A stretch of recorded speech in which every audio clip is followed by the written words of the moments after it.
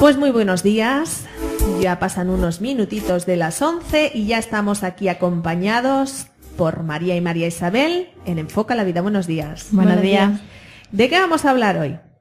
Bueno, pues hoy vamos a hablar de la ansiedad por separación en niños. Ah, pero por separación vamos a especificar esto, porque fuera de micro yo decía, pero por separación cuando se separan los padres, no. Es cuando los niños se separan de los padres, ¿no? Sí, sí, exactamente. Vale, pues venga. Bueno, pues la ansiedad de separación es un proceso habitual del desarrollo evolutivo normal del niño. Tiene carácter universal y se ha observado a partir de entre los 6 y 8 meses de edad. Esta ansiedad acompaña a muchos niños en edad infantil de forma natural, pero en algunos casos pues se manifiesta de una forma muy intensa, persiste en el tiempo y supera lo que cabría esperarse por su periodo evolutivo. Aquí ya entonces es cuando podemos sospechar la presencia de lo que se llama el trastorno de ansiedad por separación. Bueno, yo voy a hablar un poco de las características del trastorno. Decir que el aspecto esencial sería la ansiedad excesiva, que está relacionada pues con la separación de las personas a las que está vinculado el niño. Normalmente pues son los padres y especialmente la madre. O con la separación también del hogar o de otros familiares. Los síntomas pues se manifiestan a nivel cognitivo, como por ejemplo en preocupación excesiva, pues por eso, por perder a la figura de apego o a que le suceda algo malo. A nivel conductual, que se reflejaría con una resistencia o rechazo a acudir, por ejemplo, a la escuela u otro lugar, o negarse a dormir solo fuera de casa, cosas así. A nivel somático, pues que si me duele la barriga, la cabeza, cosas así, náuseas, vómitos. Luego el trastorno de ansiedad por separación pues suele darse asociado a la presencia de una fobia o rechazo escolar y en consecuencia de un notable deterioro académico y social. Aunque los principales problemas asociados sean del tipo escolar, el trastorno suele interferir también en el desarrollo normal y en las relaciones con los iguales, porque estos niños pues suelen tener dificultades pues para participar en juegos, en actividades, en deportes, cuando están fuera del hogar o cuando no tienen el acompañamiento de los padres. O sea que esto va mucho más allá de lo típico que se dice, ¡ay, qué madrero que es este niño! ¡Ay, que no sé qué! ¿No? Sí. Es que hay muchas razones detrás de eso. Y a veces no le damos importancia. Y además incluso lo podemos hasta ridiculizar al niño, ¿no? Sí, claro. Ahí hay que tener mucho cuidado porque hay que estar muy seguro de si tiene o no el trastorno. Incluso la propia madre. Bueno, yo hablo de madre porque sí veo más casos, aunque también habrá al padre, ¿no? Pero es verdad que se da más hacia la madre. Más hacia la madre, por ¿no? el apego, imagino. Y la propia madre, hay que ver este niño que no me deja ni a sol ni a sombra, ni no sé qué. Pero es que hay, claro, por lo que acabáis de decir, hay muchas razones y muchos problemas ocultos ahí. Y nada, eso pues lo que has dicho, pues tener cuidado porque puede llevar pues ansiedad, síntomas de depresión, quejas somáticas que ya son que le puede derivar en un trastorno peor, incluso tener un trastorno escondido a raíz de ahí. Y nada, pues la edad puede ocurrir a cualquier edad, pero se da más entre 7 y 9 años de edad, aunque también se da en preescolar. Y yo me voy a centrar un poquito más en los que serían los criterios para diagnosticar este caso. Nos vamos a basar en el DSM-4, que es un libro al que ya hemos hecho referencia en otros programas. Y los criterios que este libro propone para determinar si un niño tiene o no este tipo de trastornos son 8. El primero sería malestar excesivo, recurrente, cuando ocurre o se anticipa una separación respecto al hogar o respecto a la figura de apego. Por ejemplo, si el niño tiene que quedarse solo en algún momento y se observa pues una ansiedad que arreglo a la edad que tenga el niño pues resulte excesiva o anormal. Otro sería la preocupación excesiva y persistente por la posible pérdida de las figuras de apego o a que éstas sufran un posible daño. Por ejemplo, que el niño piense que si los padres se van de la casa pues van a tener un accidente. Otro sería una preocupación excesiva o persistente por la posibilidad de que un acontecimiento adverso dé lugar a la separación de una figura de apego importante. Por ejemplo, que sea secuestrado o que se extravíe. Otro sería la resistencia o negativa persistente a ir a la escuela o a cualquier otro sitio por miedo a la separación. Otro, la resistencia o miedo persistente y excesivo a estar en la casa solo o sin las figuras de apego. O bueno, en caso de que no sean los padres, pues incluso otras figuras hacia las que tenga menos apego, como los abuelos. Otro sería la negativa o resistencia persistente a ir a dormir sin tener cerca una figura de apego importante, o ir a dormir fuera de casa. Casos, por ejemplo, en los que los amigos se invitan a dormir y vemos que nuestro niño pues nunca quiere ir a dormir y manifiesta ansiedad y miedo. Otros serían las pesadillas recurrentes, en el que el tema principal sería el de la separación. Y por último, pues quejas continuas de síntomas físicos, como decía María, la cefalea, los dolores de estómago, los vómitos. Y esto pues ocurriría no solo en el momento de la separación, sino también cuando el niño anticipa la separación respecto a las figuras de apego. Aparte de estos 8 criterios, debe de tenerse en cuenta que la duración del problema sea por lo menos de unas 4 semanas, que el inicio tenga lugar antes de los 18 años, porque como decíamos se trata de un trastorno de inicio en la niñez, y también ya deberíamos de centrarnos en ver si ha ocurrido antes o después de los 6 años. Y un poco hablar de la etiología, que cuando un individuo está biológicamente predispuesto, encuentra estímulos estresantes ambientales agudos y prolongados, el resultado pues puede ser una disfunción en la personalidad o un trastorno ya clínico. El trastorno de ansiedad por separación sigue siendo considerado como un fenómeno altamente biológico y como un factor de vulnerabilidad, sobre todo en las niñas. Pues vulnerabilidad en cuanto a posible desarrollo de trastornos de ansiedad ya en edad adulta. Algunos estudios sugirieron que las características familiares podían jugar un papel determinante en la génesis del trastorno. Así se constató que había mayor prevalencia de trastornos de ansiedad en las madres con hijos que tenían trastornos de ansiedad por separación. Por tanto, que los padres, particularmente la madre, sufran o haya sufrido algún trastorno de ansiedad, sobre todo si es un trastorno de pánico o trastorno depresivo o ansiedad de separación también durante la infancia, pues constituyen factores de riesgo importantes para los hijos. Es decir, que la madre haya padecido esa ansiedad durante su infancia es como si fuera genético. Ahí está. Que el hijo o la hija tiene un alto riesgo de padecer la misma ansiedad. Sí, dice que tiene más predisposición biológica a padecerlo. Pero no solo durante la infancia, sino si también la tiene de adulta y el niño la está observando. Al fin y al cabo es algo que está aprendiendo. Claro. Si el niño ve preocupación en la madre, de alguna forma él se va a sentir más ansioso. ¿Y en la figura del padre también sería igual? Sucede igual, lo que pasa es que como se dice que muestran más apego por la madre, pues también influyen más desde la madre. Vale. De todas formas, pues decir que la aparición del trastorno de ansiedad por separación dependería de la interacción entre la predisposición y ya la ocurrencia de determinados factores externos que el niño viva pues, de una forma estresante. Cuando el origen del trastorno es agudo y se ha observado que suele estar precedido por algunos sucesos estresantes, como, no sé, por la pérdida de algún familiar o el cambio de domicilio, de colegio, hospitalizaciones, también se da, que también es un factor de riesgo. ¿Vale? Cuando el trastorno de ansiedad por separación se desarrolla de forma más crónica, se apunta a que la experiencia de apego del niño con sus padres puede ser un factor relevante. La falta de afecto o cuidados maternales o por pérdida de la madre, por que no haya comunicación afectiva o lo que sea, también se ha sugerido como posible factor de riesgo que está implicado en este trastorno. Y ahora vamos a ver cómo se puede evaluar y valorar esto que estamos hablando, el trastorno de ansiedad.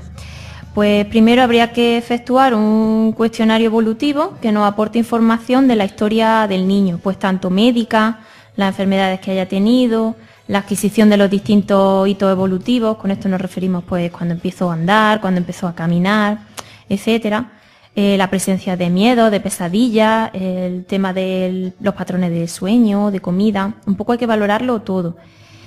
También resulta muy útil averiguar la forma con que los padres u otras personas relevantes para el niño han reaccionado ante el problema y qué tipo de recursos y estrategias han utilizado. Resulta imprescindible sondear los posibles antecedentes familiares, tanto de primer o segundo grado, respecto a la presencia de trastornos de ansiedad o de depresión, en cualquiera de sus formas. Y ya, pues otro instrumento muy habitual que se utiliza a la hora de evaluar este problema, pues son los autoinformes, las escalas, las entrevistas estructuradas.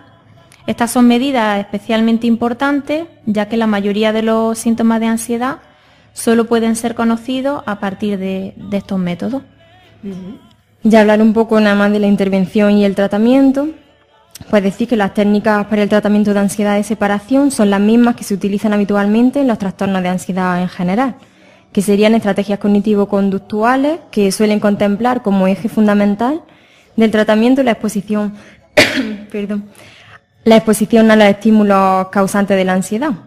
Estos tratamientos pues incluirían programas conductuales que van dirigidos a incrementar la conducta independiente del niño, promoviendo actividades graduadas que supondrían pues la separación progresiva graduada de los padres. Ir acostumbrándolos poquito a poco. Eso es, que vayan haciendo conductas, pues por ejemplo, no sé, si le da mucha ansiedad que la madre se vaya, pues no sé, a la planta de arriba de la casa. Pues ir graduando eso, pues primero que salga al pasillo, se acostumbre, luego que suba la escalera, luego así, poco a poco, de manera graduada. Y esto, habíais dicho al principio de empezar a hablar de este tema, que se da esta ansiedad desde ¿qué edad? Desde los 6 meses, me ha parecido entender. De los 6 a los 8 es cuando comienza. Claro. Lo que pasa es que cuando son más pequeños es verdad que no se considera tanto. Claro, y es lo que te iba a decir. Claro. Porque un bebé, al decírmelo de la mamá, en la planta de arriba, se me ha venido a la cabeza un bebé. Porque muchas madres, yo creo que nos hemos encontrado en la situación, es que me tiene que estar viendo, porque si no me ve ya. Pero muchas veces nos lo han preguntado y claro, también hay que ver si después de cierta edad sigue el trastorno o no. Que en un principio puede parecer una actitud normal. Claro, porque va en relación con la edad del niño. Claro. Más o menos nosotros somos conscientes de que sí, es cierto que un niño más pequeño necesita más ayuda, apego, es más dependiente. Pero se supone que se va haciendo más independiente conforme crece. Si llega a una edad, como decíamos, de 7 u 9 años, que es la edad en la que más se suele dar este tipo de trastornos, y continúa teniendo esa dependencia hacia los padres o otra figura de apego, pues pero por ejemplo en un bebé, se me viene ahora a la cabeza de conocer a un bebé que cuando está en la guardería, por ejemplo, o sus padres lo dejan con algún familiar, el niño está llorando continuamente, llorando hasta que llega alguno de los dos padres. Esto se puede considerar como que el niño, porque es normal, me imagino yo, que un niño llore. Estamos hablando de un bebé. Llore durante los 5 minutos o 10 minutos cuando se van los padres, cuando los dejas en la guardería al principio, pero que esté todo el rato llorando hasta que vea a los padres, eso no es normal, ¿o sí? Eso ya es que se relaciona más con lo que es la figura de apego, que es algo un poco distinto. Vale, que normalmente, claro, se mantiene hasta los 3 años. Es algo un poco distinto. Ya depende de, porque ya los niños, pues claro, es como, bueno, los adultos tienen muchas personalidades. Sí. Entonces siempre hay niños más inseguros que quizás pues lloren más porque tengan más miedo a perder a sus padres. Pero es una conducta que más o menos se considera normal hasta los 3 años. Vale. Pues continuar. Bueno, y ya comentar que nosotras, pues para trazar adecuadamente el tratamiento, pues se debe analizar las circunstancias que preceden a la ansiedad por separación y también las consecuencias.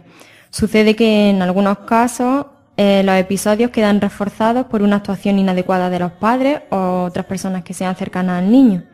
El caso del niño que, por ejemplo, tras manifestar ansiedad de separación, recibe mucha atención, especialmente por parte de la madre, la sobreprotección.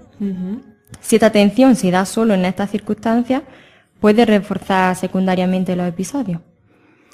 El procedimiento de extinción también se puede aplicar para eliminar las consecuencias que refuerzan negativamente o positivamente la conducta, y decir que la línea de intervención central pues debe ser, como se ha comentado, la exposición y la terapia cognitivo-conductual.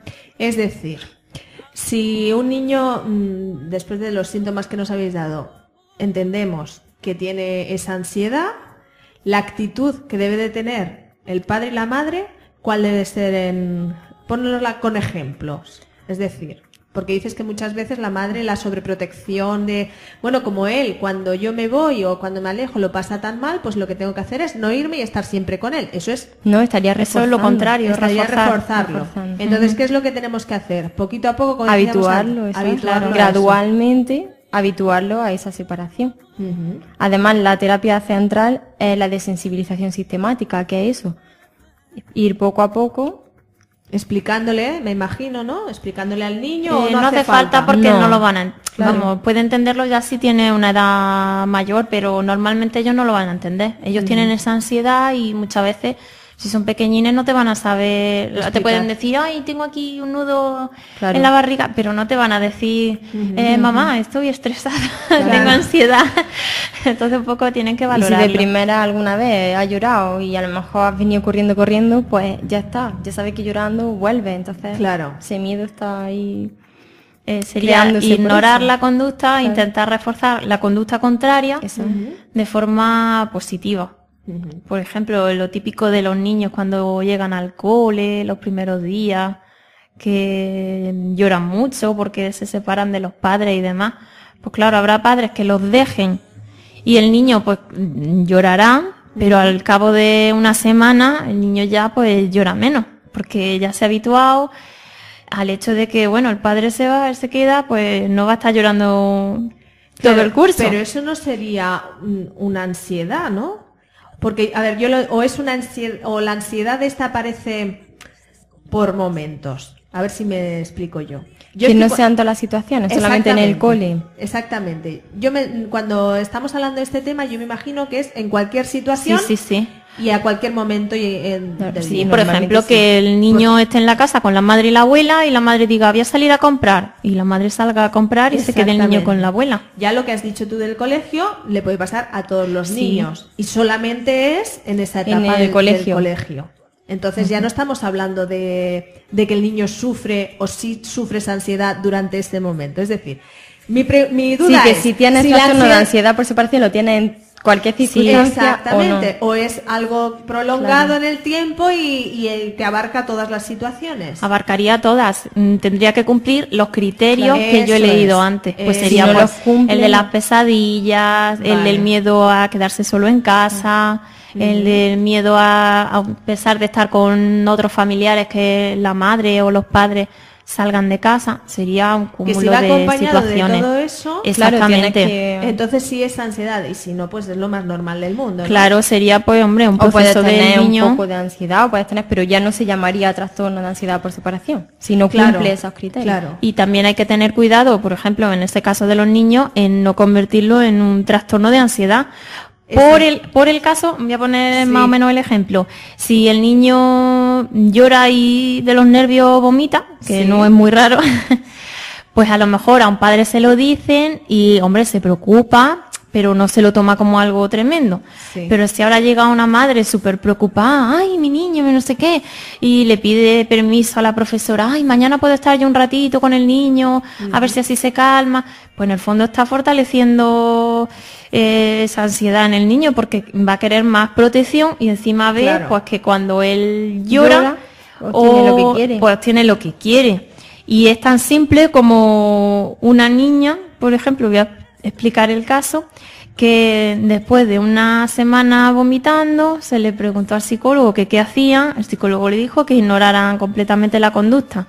La niña, a pesar de tener 3 años, sabía que la profesora llamaba a la madre, mira que la niña ha venido, ha vomitado, llévatela, a ver si se calma.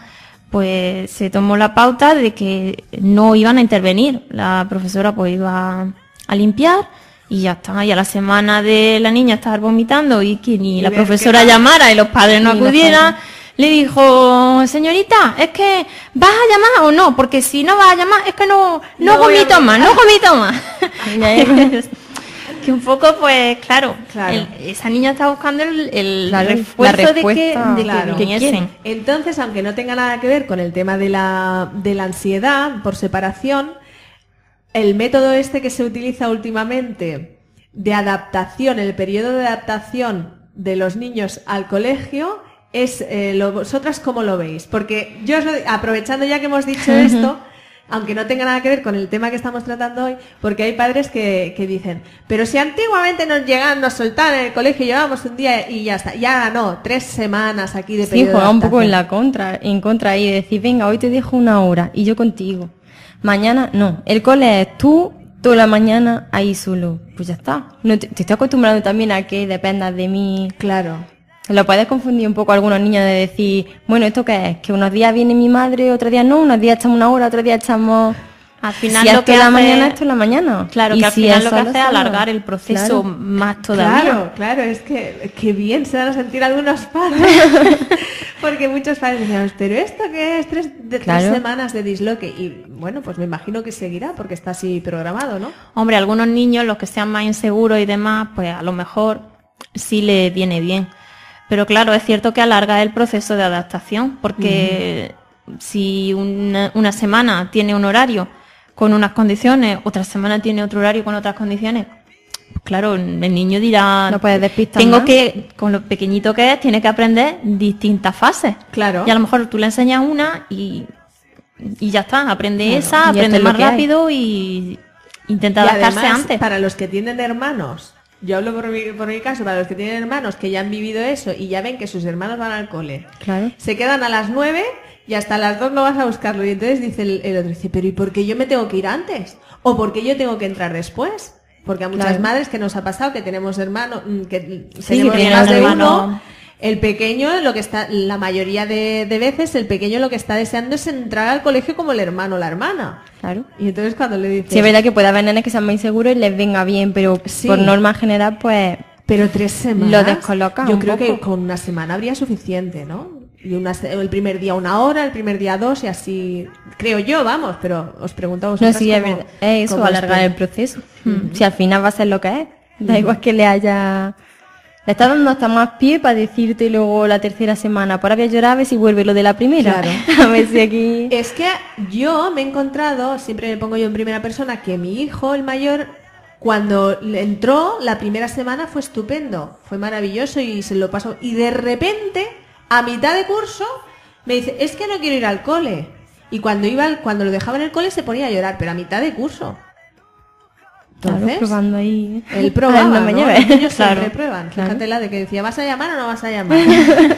Qué buenos son buenísimos. Los niños son buenísimos. Pues bueno, algo más, que esto ya digo que no tiene nada que ver con el tema que estábamos tratando hoy, pero que bueno, Sí, pero pues más o ya, menos. como has puesto el ejemplo, ya me ha venido a la cabeza la duda existencial esa que teníamos los padres. Resuelta. Resuelta. Pues muchísimas gracias. Nada, a vosotros. Y nos vemos la semana que viene. Muy bien. Adiós. Venga, Venga, hasta luego. hasta la semana que viene.